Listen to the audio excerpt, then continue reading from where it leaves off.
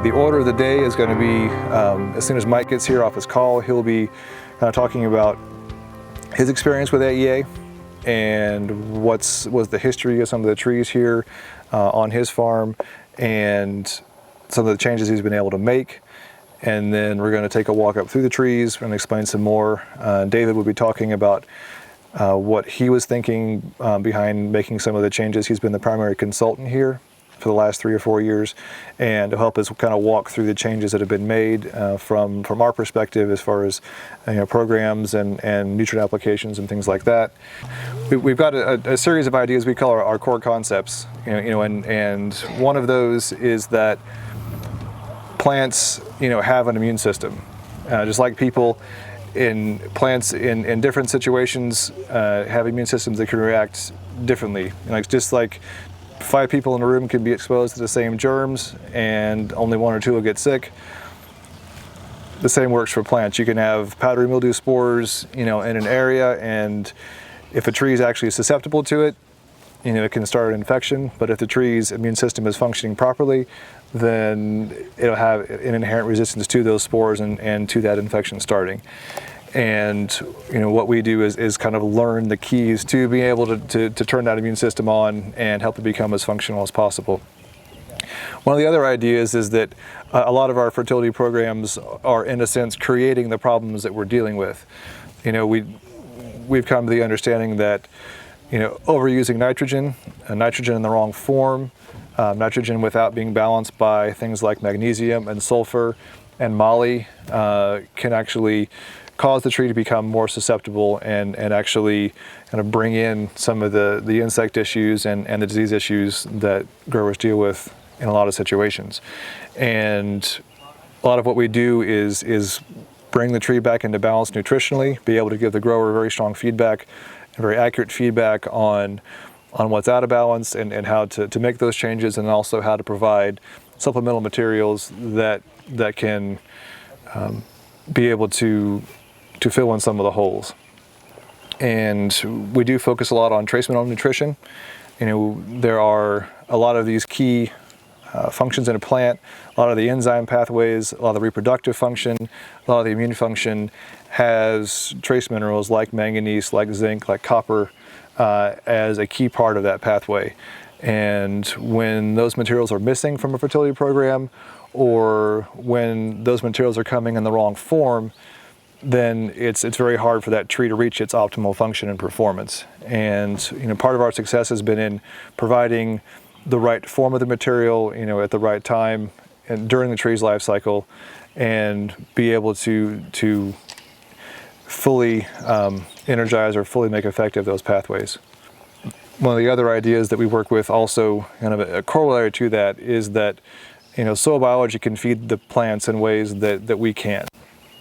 So if you look at a very healthy soil biological system, you've got multiple layers of microbial communities, bacteria, fungi, protozoa, actinomycetes, all kinds of different organisms that are constantly cycling nutrients through that system. They're dissolving minerals off of the soil colloids, they're breaking down organic matter, they're breaking down other microbial organisms, and in the process generating materials like organic acids, sugars, other carbohydrates, amino acids, volatile fatty acids that can be absorbed directly by the plant and used as sources of nutrition. And when a plant can absorb a lot of its nutrition out of the soil as microbial metabolites, it's actually a much more efficient way for the tree to get the material it needs to grow and build its own compounds. We like to say it's like you can go into a woods and you can cut down trees, saw lumber, and build a house, or you can order pre-built walls and trusses from a lumber yard and put it up. You end up in a similar place, but the time and energy it takes to get there with these pre-built compounds that are coming out of soil biology is much faster and much more efficient. And some of the results that we see, we believe, can only be had in plants that are getting that type of efficient nutrition through soil biology. Some things you can get to with just mineral nutrition, with magnesium, with sulfur, with trace minerals, with balancing NP and K. And then some levels of tree health and performance need to have that soil biological component to really take them to the next level. Anybody who's producing food is more important than all the doctors in the hospitals everywhere.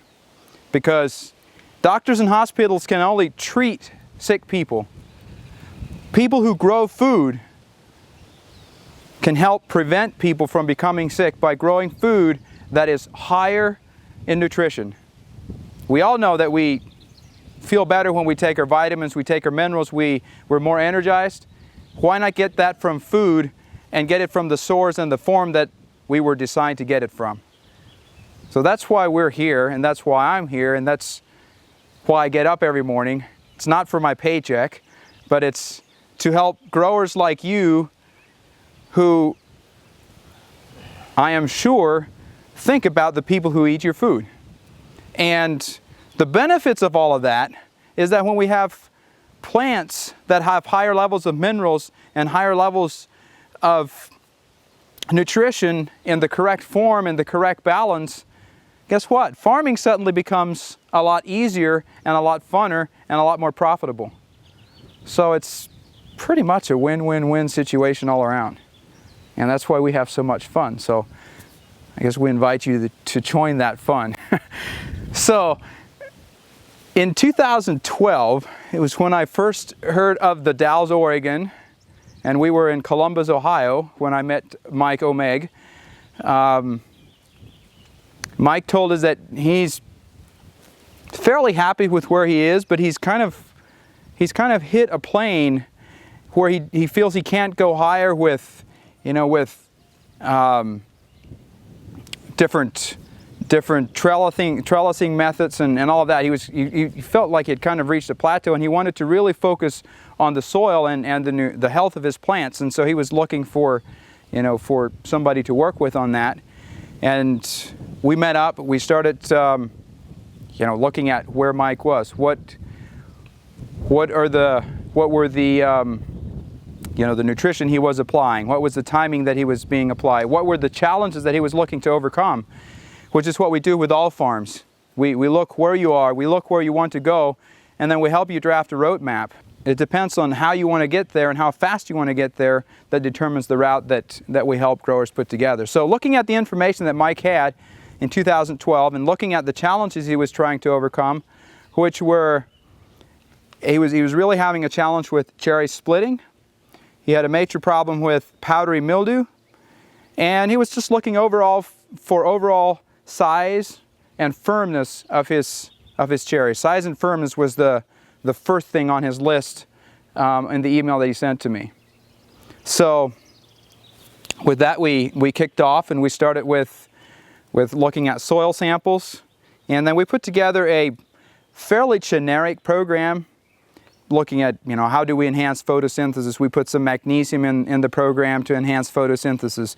We looked at micronutrients, and we put in some our micro pack, which is just a blend of all the different micronutrients. We added some calcium. We put in, he was applying 7 to 10 pounds of triple 20 every application. So we maintained that to have the nitrogen and phosphorus. So we kind of took what he had been doing, and we added in some of the missing links, and we put together a program that would fit into it.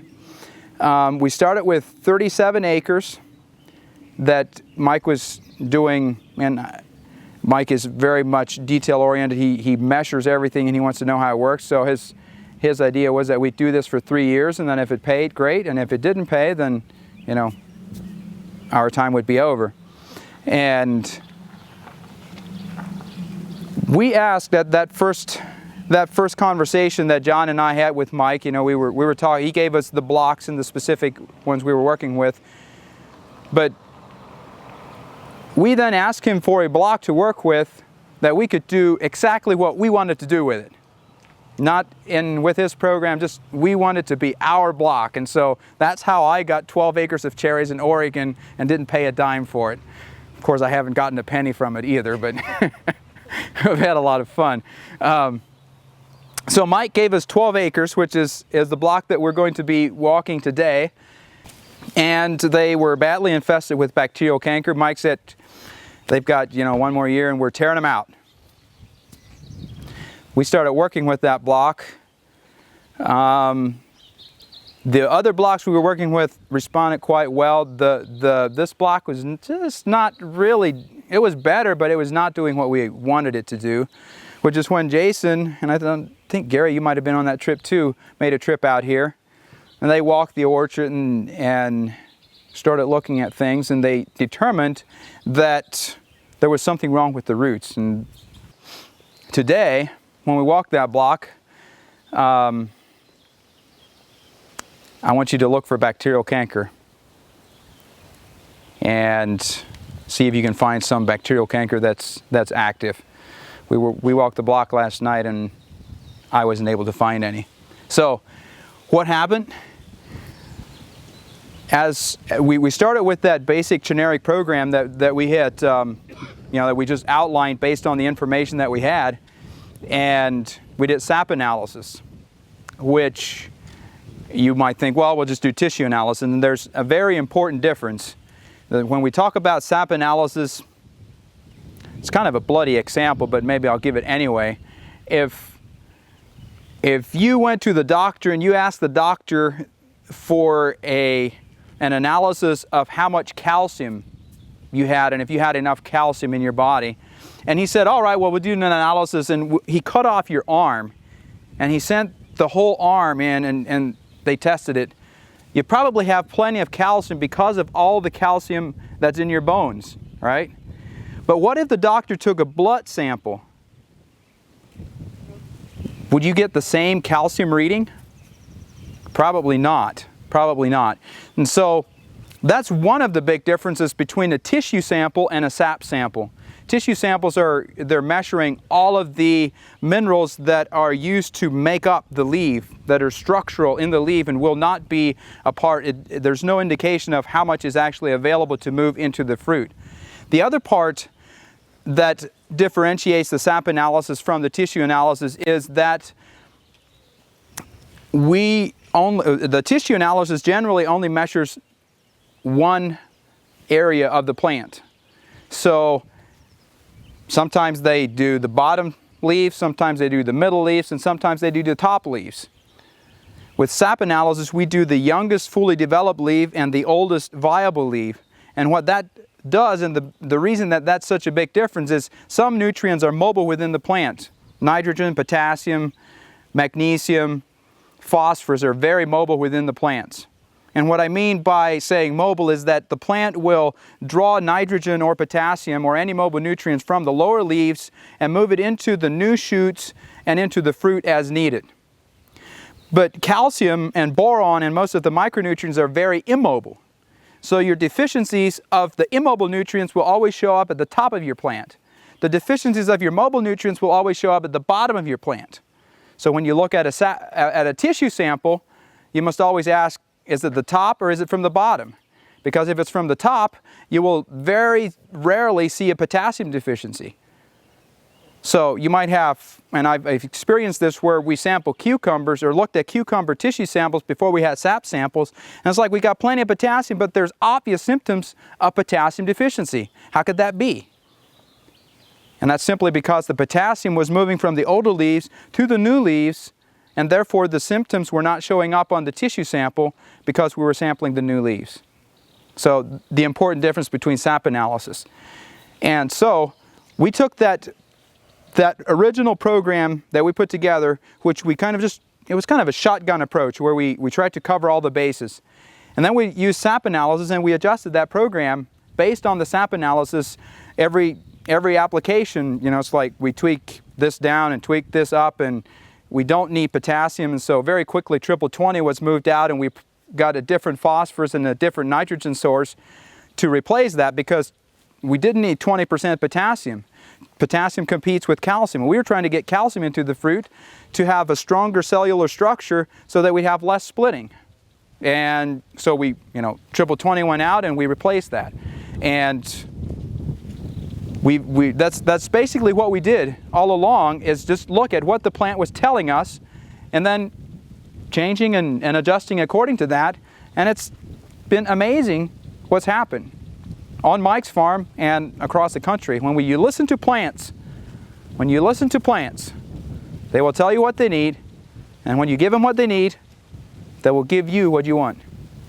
So Mike, I'd just like to maybe have you share what we've seen with that, and then we can go look at it. I'll just be really brief as to why I started working with the folks at AEA and with other folks involved in restoration agriculture. And that's because I saw the writing on the wall for our farm that our profitability was becoming less and less every year. We were slowly going to be going broke eventually. We needed to be able to maintain our profitability for the continued longevity of our operation. It was just that simple. And I think we should always question what we're doing. Is it the best thing? Is there something better? And I felt like I needed to be looking into different ways of doing things. So I started working with these guys, and at first I said, well, we'll just do a foliar trial on, and we'll do a side-by-side comparison, because I'm naturally a skeptic, and I wanted to see that their products worked. And so we did side-by-side comparisons, and I did it with several different locations. And I kind of quickly learned that I was losing, and so, not being one to like losing, I started cheating and modifying my program based upon what they said. So then the next year, I decided that we would give them our worst orchard, which is the Stinson orchard that we're going to go into. And these trees weren't growing. They had no leaves at all, nothing but blind wood, roped on with cherries, and we were thinking about taking them out. But we kind of left it and said, we'll work with it and we'll try it. Well, I gave this orchard to these guys and thought, all right, sink or swim. And it's really been interesting to me. I thought it would be, cherries are they're a long-lived crop. I've always you always hear like the soil is really hard to change. It's really hard to get results. But what we saw really quickly was that we were getting results that if I hadn't have seen them with my own eyes, I wouldn't have believed it. I would have thought, they're just selling me a bill of goods here. But we've been able to really change this orchard. It's still a work in progress. We aren't where we need to be, and it's not the best orchard that we farm here at Omeg Orchards. But we took it from just being a dog to now it's all right. It's an average block, and it's a profitable block now. And I give the AEA approach that we took most of the credit for doing that. And then some skill with our team here, figuring out how to implement that approach effectively and efficiently. So it was us working together, our team here, myself helping make the decisions with these guys, and then our staff here getting on and doing some of these things, because it's not cheap and it's not easy to turn an orchard around. Wouldn't it be nice if you could just open up the jug and put something in the tank, make a couple of passes, done? Boy, that'd be great. But it's not that way. It's a very complicated thing, and it requires a lot of work and at times some investment on my part as an owner. I have to put money into that orchard in order to change it around. And I definitely think that the thing you don't want to do is if an orchard is suffering is say, well, we got to cut expenses. That just leads you down to a fizzle really quickly. And so we took the approach that we're going to invest what's necessary on this orchard because we see that it's working, and we've done that. And so this has not been exclusively AEA products that we have used on this orchard, but we've used the AEA approach, using AEA products, but also using other products that AEA does not produce and does not sell. And we've been able to put that under the AEA approach and really have positive results here at this orchard. Yeah, you can drive up, just drive up this pavement, and there's a porta potty right there. Let me go back. Go ahead, you can go on around. It rotates different agriculture.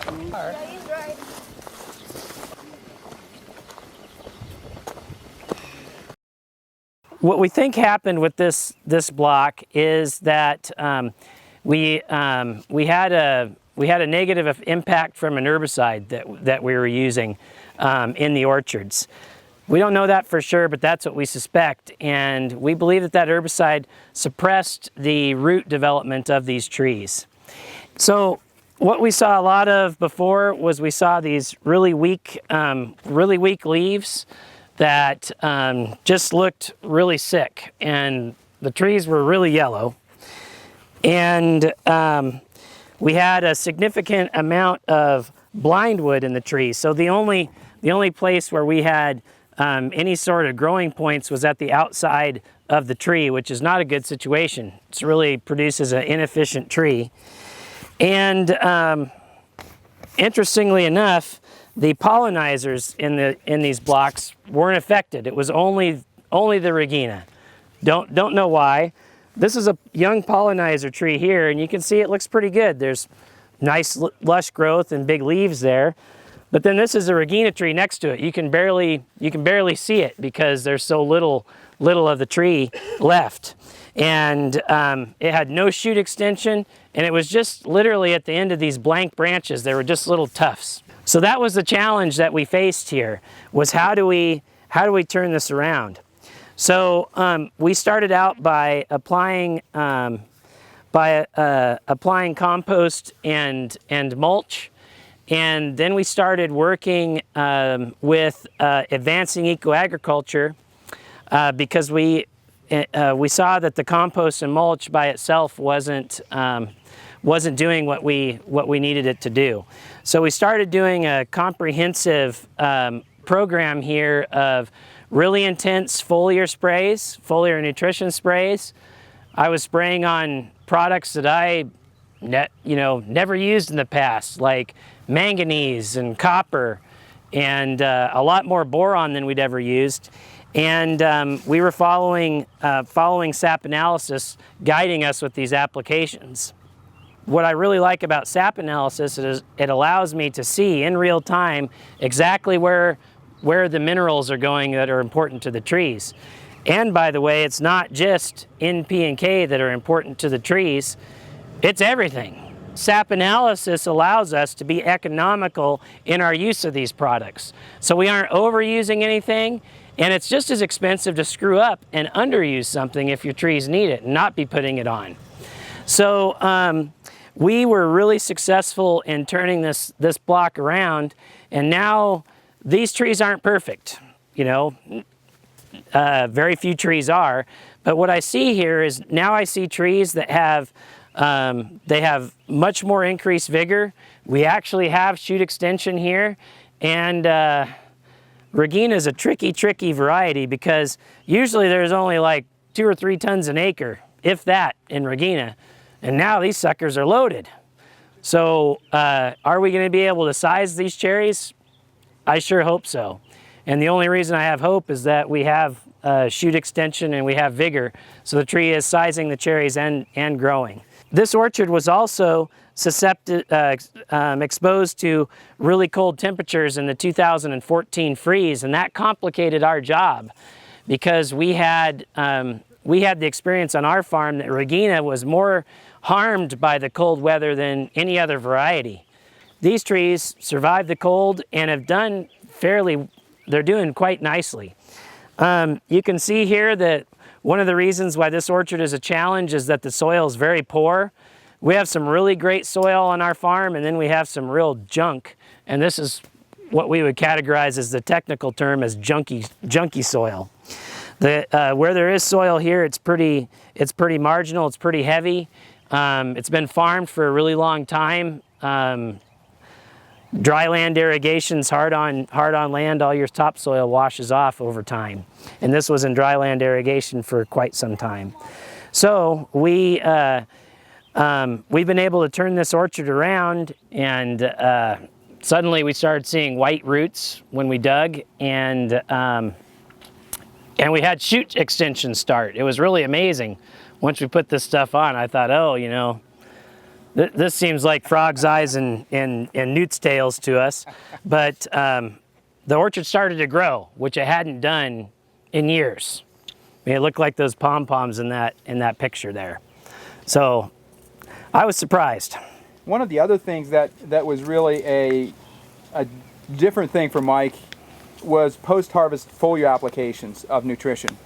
When we first talked about that, it was, you know, it was a totally new concept, and it was, again, Mike was skeptical, but I think you've come to believe that post-harvest applications, when the tree is not putting all its energy into the fruit, it's developing the buds for the next year. That's when you can really make a difference in setting your crop and determining the quality of your crop is how much attention you pay after the trees are no longer putting nutrients into the cherries. Yeah, and so, you know, before working with AEA, our post-harvest program was kind of the industry standard fall urea sprays. Now we continue to spray on a either bi-weekly or monthly basis to keep these trees in peak health, and we continue to monitor what the trees are needing even after harvest, because you're growing that next year's crop. As soon as you pick, you start next year's crop. Right. There's just winter in between your two growing points for that crop. And one thing that we've learned through sap analysis is that it's very difficult to influence your crop this year if you only start putting on your foliar applications and making the effort this year. There's not much time between bloom and when you pick for the trees to absorb this material, integrate it into tissue, and get it going. We can have an impact, and we saw that we know that we can have an impact, but that impact is far muted compared to the whole season long impact, meaning from basically we figure from August 1st of the previous year to harvest is our growing season for this crop. One of the things that's been noteworthy and definitely not something that I expected to see is that this block, particularly this variety, was really suffering from bacterial canker. It appears that this variety on a dwarfing rootstock, particularly the Gisela series in our experience, is just a bacterial canker magnet. And last year we started to see this, make this observation, and we see it again this year, that there just is not active bacterial cankers in these trees. So as you walk around, you can look and you can see that the cankers are there, but almost all of them that you cut into, they're going to be dried up. And I don't know exactly what we did to do that. And I was very skeptical when David suggested to me that he thought that if we took this comprehensive approach to our nutrition and focused on a couple of the nutrients that in other crops had helped with bacterial diseases, that we could eliminate it from this block. And I thought, this guy just doesn't know cherries. I mean, that's not going to work. But I stand corrected. This is the second year now that we see that the bacterial canker is really of no significant concern to us here in this orchard. So why that's happening, I don't know. Did we put a nutrition into the tree that the tree used to fight the bacterial canker off? Is it just, we know that vigorous trees can combat bacterial canker better? Is that what it is? I'm not sure. It could be, it's probably all kinds of sorts of things working together. But what I know is that this orchard was dripping with bacterial canker, and it's not now. Explain what bacterial canker is. Bacterial canker is a disease of the vascular tissue of the tree. Do you know what it is? Well, kind of. So it's a disease of the vascular tissue of the tree where you have a species of bacteria that begin to live in that vascular tissue, and they feed on the sap of the tree, and they essentially plug up the vascular tissue. They get into the tree from wounds, either caused by pruning or by freeze damage to the bark or any number of things. But once they infect that site, they slowly spread around the tree and they girdle the branch that they're on, and they move down. So if bacterial canker starts at a cut up high, it moves towards the central leader of the tree, and once it gets there, it kills everything above where it's located, and you either have to take the tree out or restart the tree. While I don't want to make it sound like extremely complicated, there is complexity, and it's more than just putting on a foliar application. And Mike, I think it's important that you also talk a little bit about the mulching that you've been doing and the soil applications. Okay. Maybe you want to talk about how we did the Rejuvenate and Sea Shield application and how you saw the fungal response. Yeah, so one of the principles that we follow on this farm, that we're trying to follow on this farm to the best of our ability, is to mulch our orchard rows. Cherry trees grow in forests. They don't grow in open plains like a savanna. They like to have debris, woody debris on top of the soil. They don't do well when it's hot and you have bare ground above them. They have to be mulched in order to optimize their genetic potential. And so we have made multiple compost applications in this block, and we've also applied straw mulch on top of the block, and in some areas we've applied some wood chip. We have gone through an evolution of what's the best mulch. We started years ago here applying no compost and just applying straw mulch. We could buy it in big bales for pretty cheap, and with a straw chopper, a small straw chopper, we could blow it on. Then we started experimenting with putting on compost, some compost, and then mulch on top. And now what we're doing is we're actually blending wood mulch with compost at a certain ratio, and we're applying that blended mulch as well as amending it with a multitude of biological stimulants, calcium sources, rock minerals, and that sort of thing, based on what we need in a given block. And we blow that on with our compost spreaders, and we found that to be a very successful means of getting mulch on, because to apply mulch is very expensive. Now, to enhance the value of the mulch even more, we then go on, after the mulch has been applied, we go on with a biological stimulant mix that is, it's made up primarily of Rejuvenate, which is an AEA product, of Sea Shield, another AEA product, and then Sea Crop, which is well, they're all AEA products that we're doing. And then we'll occasionally in that, we'll apply some soluble gypsum or some calcium chloride to boost our calcium levels. And a lot of people, if you say calcium chloride, they start to freak out because they think the chloride is a negative thing, but in our sap analysis, we're fairly consistently actually low on chloride. The trees need chloride, and that could be in part because the irrigation water that we apply here is so pure. Being from, even though you look at the Columbia River and you think, oh wow, what a junky, I wouldn't want to swim in that. The water from it's pretty almost like rainwater. It's pretty dilute. And so we actually find ourselves needing some chloride, not sodium, just the chloride. The other thing that we've done is we've started to implement fertigation in a real way on our farm. And this is something that I played around with for years and really was missing the boat on fertigation. And so over the last few years, we've started putting on some banding on product with the speed sprayer, putting it on. And then this year we've started, last year and this year we've started actually injecting it at many sites.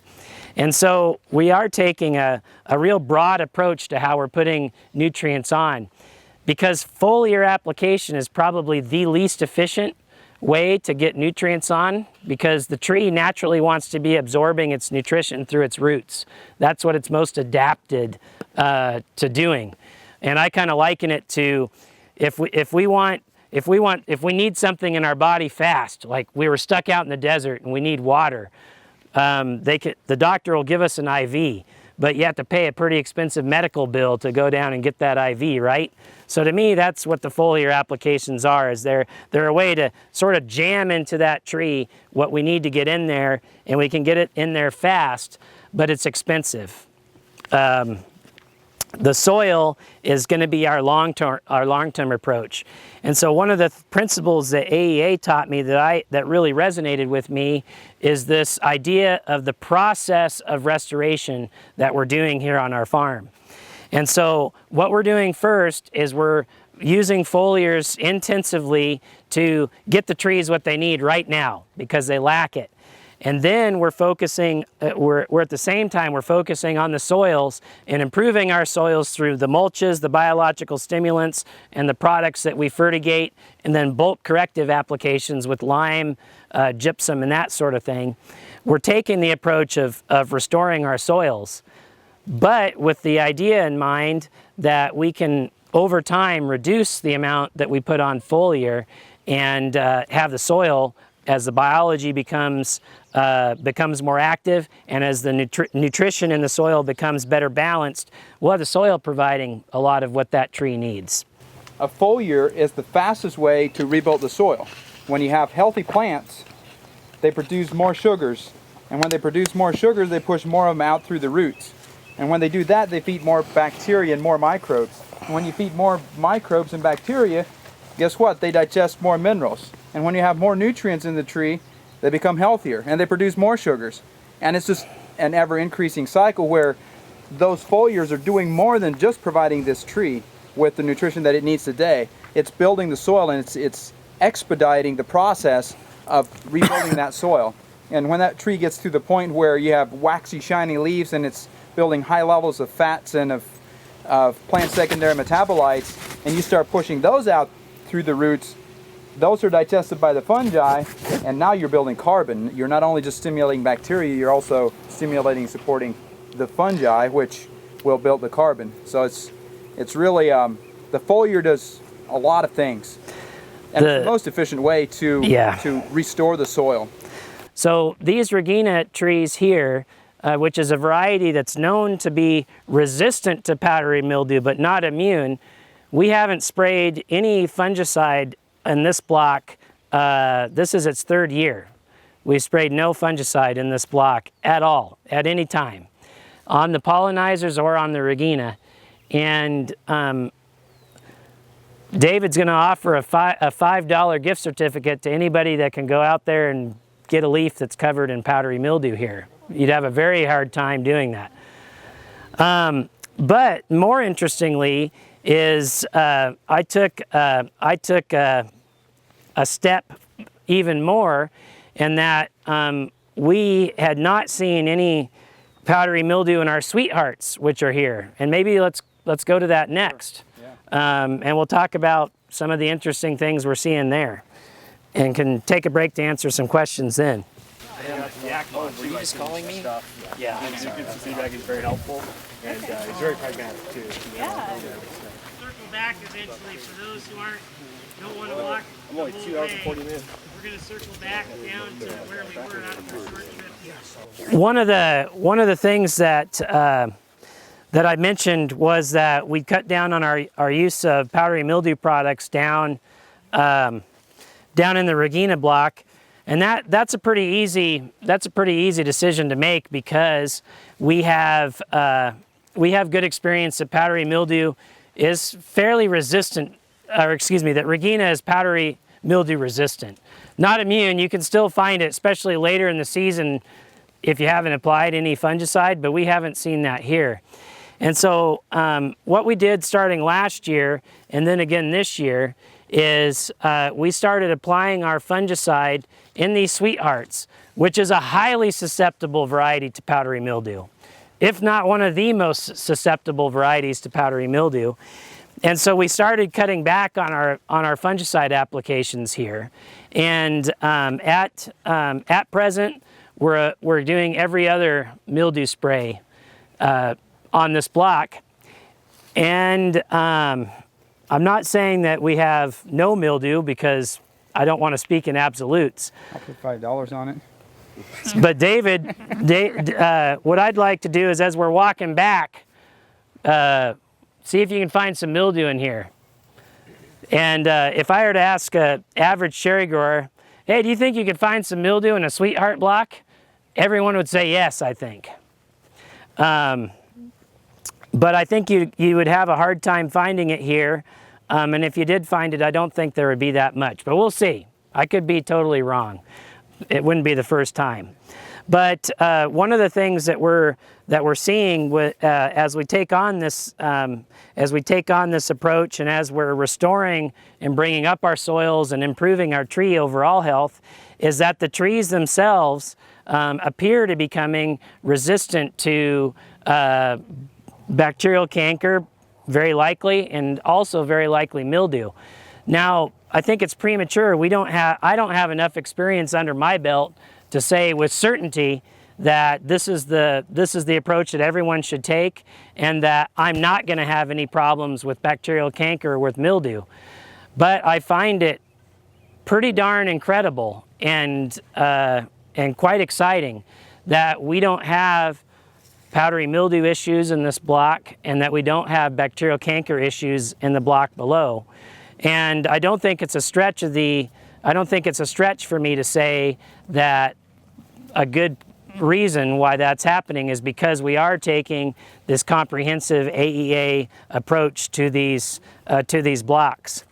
The other thing that I want to talk about in this block here is this sweetheart block has always been a loser for us until we started working with AEA. This block was always weak, which means that it really overcropped, and it never had very much canopy on it. And the wind just howls down this canyon here, and really would always either, it would shrivel the fruit would get sunburned, or they wouldn't size, or all of the above. And what we see here is a pretty good look to this orchard. We see a lot of shoots growing, and we see a lot of leaf coverage, which is important with sweetheart to protect the fruit from the sun and from exposure. But normally, those very same characteristics of a big thick canopy with lots of leaves would mean that mildew would be really happy and going crazy in this block. And you'd have to be really on it. So it is, to me, very interesting and very exciting that we're able to accomplish our nice vigor, our big old thick canopy that sweetheart needs to grow in size without the challenge of mildew at this time. So if we get another couple of years under our belt, I think we have something really serious that we need to look at. So because of the promising results that we've had here with mildew, Lynn Long and David Granenstein from WSU, they've gotten together and are cooperating with me, and we've submitted a grant to actually study this effect and look at the quantitative effect of the potential disease suppression that we have with the AEA program, and also its effect on yield and fruit size and quality. So we don't know if we have funding for that project yet, but they got together and worked very hard on writing a grant that was submitted, and we hope to get that funded and get some good numbers to this what we're seeing here, and to replicate it somewhere else as well. Maybe this spot's just lucky, but I doubt it. Something that I want to comment on is, if you look at that Luis brought up here, is that if you look at these trees, man, these trees look great. They have nice expansion of the leaves, good shoots growing. Luis didn't say that, I'm saying that. But if you look down at those Regina down there, we still have work to do with our leaf to fruit ratio, which is really important. So those trees are growing now. They don't look like the dead skeletons that they were. Slowly working to where more and more of the orchard in that particular variety looks better. And we aren't there yet, but I think as we continue to work on this, we're going to bring those trees up that are still looking rough, and that we're going to have a good block of Regina down there. So I don't want to leave you with the impression that that's a stellar, absolutely perfect block of Regina. It's not, and no block is perfect. But from where it started to where it is now is really remarkable.